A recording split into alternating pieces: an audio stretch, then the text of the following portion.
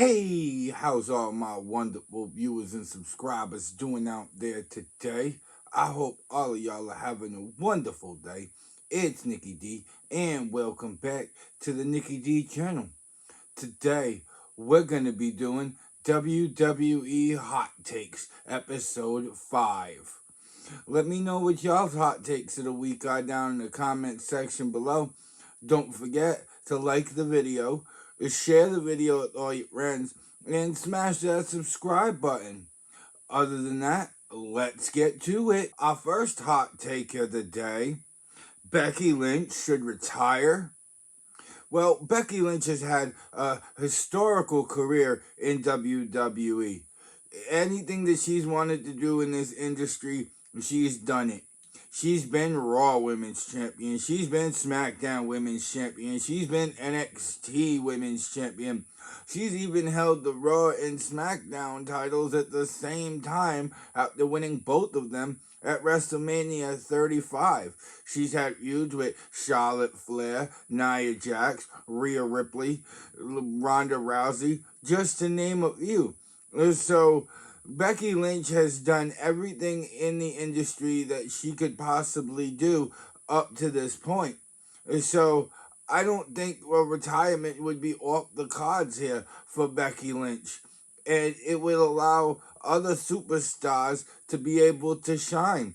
Superstars like Liv Morgan, like Tiffany Stratton, like Shayna Baszler, like Zoe Stark.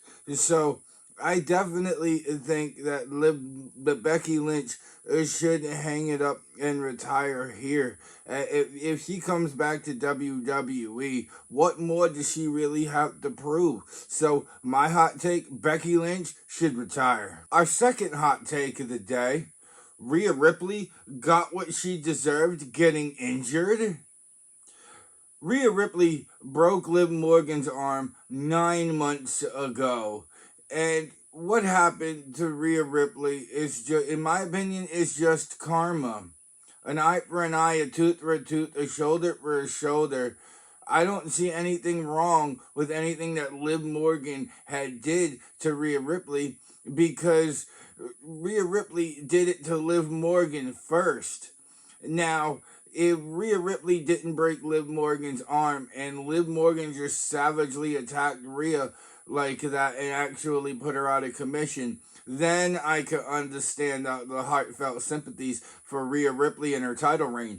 But Rhea Ripley did this first. She threw the first shot. And so, in my opinion, Rhea Ripley's injury is karma. It was deserved. So, Rhea Ripley, yes, her injury was well deserved. Our third hot take of the day: Chad Gable is not ready to be Intercontinental Champion. I'm not going to take anything away from Chad Gable. Chad Gable is a spectacular athlete. He is exceptionally strong for his size, kind of like Cesaro was a few years ago. And Chad Gable would make a great champion at the top of the mountain, but I just don't feel like he's ready yet. I feel like we could get more out of Chad Gable. Chad Gable could turn heel here. He could start a faction here. And he could really go on a run and get the championship by the end of 2024. Yeah, I could see that. But on top of the fact that Sami Zayn just ended Gunther's title reign at WrestleMania a few weeks ago, I really feel like Chad Gable is just not in the opportune spot to be able to be Intercontinental Champion at this time, because of the fact that Sami Zayn is so new to the belt. I think once we let Sami Zayn hold the belt for a couple of months, then it could open up the door to Chad Gable getting the Intercontinental Championship. But it's just not the right time. It's not that Chad Gable himself was not ready. It's just storyline time. It is just not the right time for Chad Gable to be Intercontinental Champion. Our next hot take of the day: Uncle Howdy is going to debut soon with the Wyatt Six. I'd like to see this. We heard from the Wyatt Six a few years ago when they were making their videos, and We've seen the QR codes on Raw and SmackDown over the past few weeks, targeting the return of Uncle Howdy. So if Uncle Howdy returns, he needs to have a faction with him. And if he's going to have a faction with him, I see him returning with Matt Hardy. I see him returning with Eric Rowan. I see him returning with Braun Strowman. I feel like those are the three men besides Uncle Howdy that are closest to Bray Wyatt in this situation. And I really feel like Eric Rowan and Braun Strowman would be an unstoppable tag team if they return. There's nobody on the current roster that could match brute strength with these two giants. So maybe the Authors of Pain, but even then I don't think the Authors of Pain can match brute strength with Eric Rowan and Braun Strowman. So honestly, I'd love to see it. I hope it happens at Backlash. So I think that Uncle Howdy is going to return soon with the Wyatt Six. Our next hot take of the day: the new WWE Tag Team title belts are ugly and boring. Now this is a hot take. Last night, SmackDown Triple H came out and gave Grayson Waller and Austin Theory the new tag team titles like they did with The Miz and R-Truth on Monday night. But I saw these belts. They were square. They were bland. In my opinion. And they had no color to them, really. Besides the silver that shined on them. Other than that, there was no red in these titles. There was no blue in these titles. There was no yellow in these titles. There was no color. And honestly, I kind of feel like the titles that we had before were at least better than these ones here. Like, I will say the Raw Tag Team titles look better now than they did before, but SmackDown not so much. And I really feel like these are toys that like I could get at Walmart. They give me that kind of look. Like, yeah, they're going to be a great mainstay on Friday Night SmackDown, don't get me wrong, and there's going to be a lot of great talented teams gunning for these titles. But you could have added some color to them. You could have added some flair to them. And honestly, my take, yeah, they look generic, they look ugly, and honestly, they kind of look boring. Our final hot take of the day: AJ Styles is the right person to face Cody Rhodes at Backlash.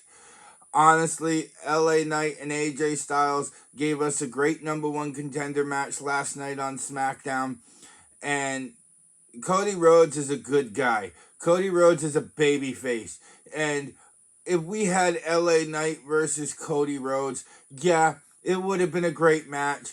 But the crowd and the audience at home would have been confused about who to cheer for in this situation. So I think putting a babyface against a heel is going to make it a lot more fun to watch. Like, I think that Cody Rhodes and AJ Styles are going to put on a classic. I think AJ deserves this. He's been to the top of the mountain before. He knows what it's like to be the huntee if he wins the title. And he's been here for almost 20 years. So with all of that being said, I really feel like AJ Styles is in a position right now where he deserves to be in. And having him as Cody Rhodes' first challenger is going to be the start of a great title reign for Cody Rhodes. If he could get a win over AJ Styles and add that to his belt on his second title defense technically, but his first on live television, then it'll definitely go a long way to establishing Cody Rhodes as the champion of 2024 and the face of WWE. And that was episode 5 of WWE Hot Takes. What do y'all think of my hot takes? Let me know your hot take of the week down in the comment section below, like I said at the beginning.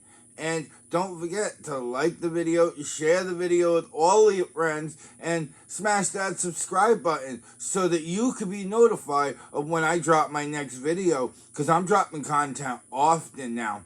So y'all are definitely going to want to stay informed of when I drop my next one. Other than that, I hope y'all beautiful and amazing people continue to be beautiful and amazing. I hope all of y'all have a wonderful weekend. And I will see y'all next time on the Nikki D channel. Bye, y'all.